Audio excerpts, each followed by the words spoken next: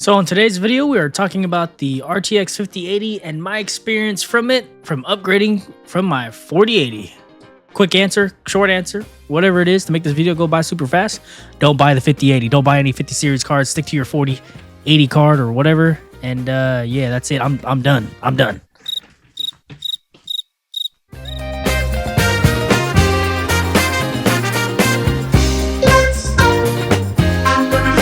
Alright guys, so and particularly in this video, just because I've used this card myself, I'm going to speak about the RTX 5080, and I previously came from my RTX 4080 non-super, and what can I say? Well, I regret selling my 4080 for $700. That is right, some lucky dude got my GPU for $700 thinking that I would be able to get a 5090 at MSRP, and we know how that is turning out now with those GPUs being over $3,000 a piece.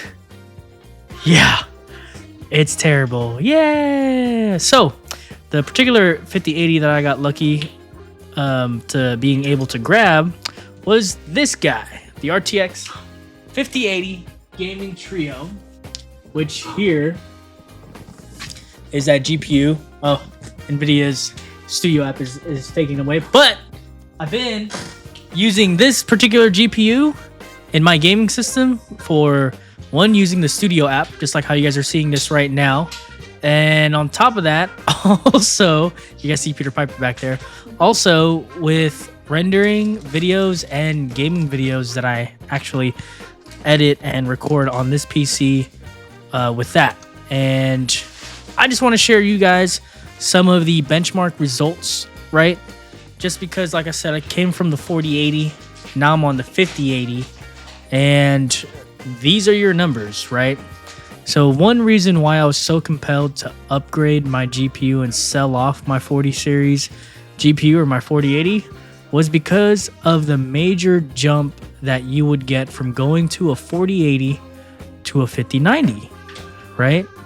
So in my eyes, if you look at all these games from 1440p on a 12 game average, and I'll leave this site here, is from Kit Guru. I leave their site and you can see what benchmark system that they've used, right? And here, particularly in 4K is what I was after, right? The 5090 was a more than compelling card to jump to have a really good experience or great experience, right? Versus the past 4080. And obviously I wouldn't really have sold off my GPU for a 5080. As you can see here, there's really only a 5 frame average. And if we go to this next one here from TechSpot, you guys can see on their 17 game average in 4K, the 5080 and the 4080 Super again was about a 10 to 9 frame per second difference between the two. So paying $1,500 versus paying $1,000 for my 4080 at the time that I bought it, paying that extra $500 was definitely not worth it, right? Like, not at all. Like, I do not recommend you selling off any 4080 or even a 4070 Ti Super for any of these 50 series cards unless you can get one close enough to the MSRP, at least if you're wanting to do like the 5080. Now, going back to this 12 game average here, right? My personal experience and like the real world gaming that I've played, all the games definitely run way smoother. One example would be the Stalker 2 gameplay. That game just runs a lot more efficient and more smooth in my experience versus over my 4080. And on top of that, when it comes to, let's say, like Adobe, the rendering time, I rendered a 4K vlog that was 16 minutes. It took only like 15 minutes or 10 minutes for it to render down to high quality 2160p, where on my 4080, I would probably be looking at maybe 10 more minutes on that. For me, I do a lot of video editing and photo editing, right?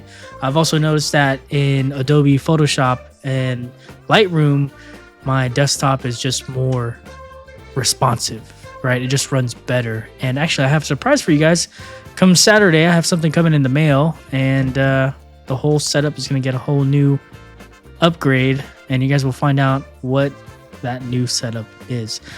But yeah, so overall, using the 5080, yes, it has been a slight notice that I've seen in some games, and also productivity wise, I have seen some improvement.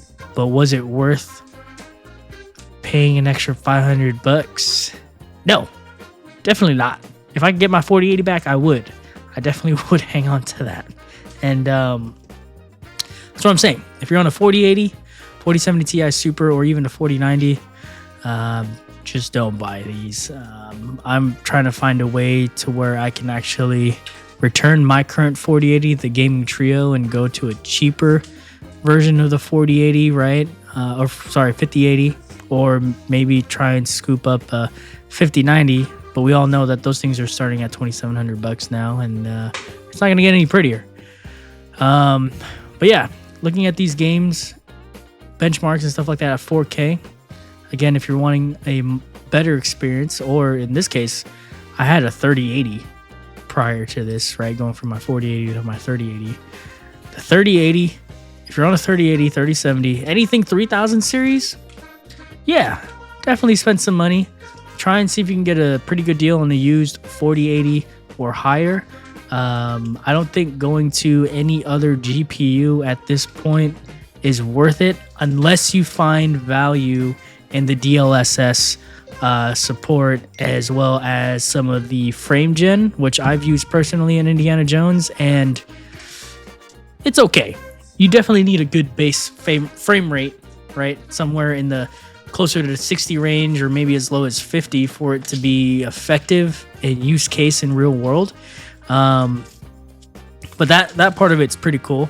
And what I've noticed is the Elgato 4K can't pick it up. It stutters when you try and turn on frame gen, which honestly, if you guys want to see a video of what I mean by that, let me know down below in the comments, and let's see if we can figure that out. Maybe it's a setting that I'm trying to figure out that I'm doing wrong, or if you guys have experienced that yourselves, let me know.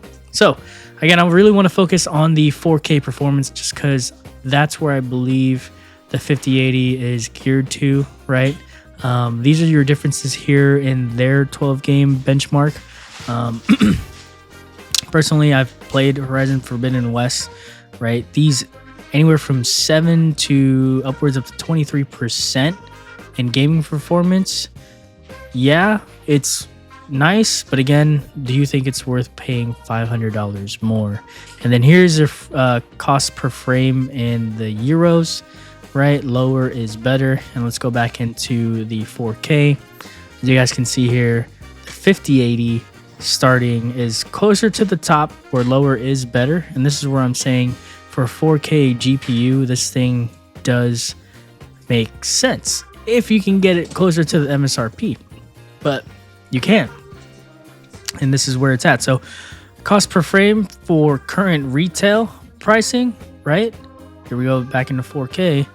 This GPU costs way too much versus everything else. So yeah, that is not nice at all. But if you're lucky enough to get a Founders Edition GPU of any sort, whether it be the 5080 or 5090, I would say hang on to it, because you are one of the lucky few who can enjoy the proper market value and cost per frame value for these GPUs. But yeah, my rant, my thoughts, my opinions, what are yours? Let me know down below in the comments. And if you guys enjoyed today's video, liking it will help me out. And other than that, you guys know what it is. This is Red Zone signing off. Keeping it real, keeping it hot, and keeping it raw. Your normal 9-to-5 guy, bringing some high quality content for you guys to enjoy. I'll see you guys on the next video. Deuces.